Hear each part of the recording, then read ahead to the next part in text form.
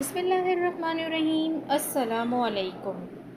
میرے الفاظ اور پھر ضروری نہیں ہوتا انسان برا ہو تبھی تکلیف اٹھائے، کبھی کبھی انسان کو اس کا بہت اچھا ہونا بھی مار دیتا ہے۔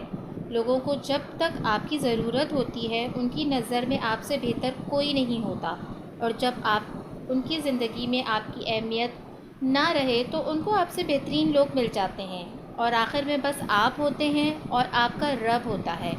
بس رب سے محبت کریں، اچھے بنیں، مگر اتنے اچھے بھی نہ بنیں کہ یہ لوگ آپ کو توڑ جائیں۔ لوگوں سے امید نہ لگائیں، اللہ پاک سے محبت کریں، زندگی کا ایک اصول بنا لیں، ہر خوشی ہر غم کا پہلا ہمراز اللہ پاک کو بنائیں۔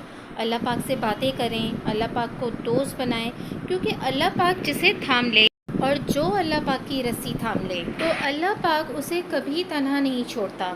اور لوگ تو بہت کچھ توڑ جاتے ہیں، دل، امیدیں، خواہشیں، نہ جانے کیا کچھ، مگر اللہ پاک تو محبت نبھاتا ہے۔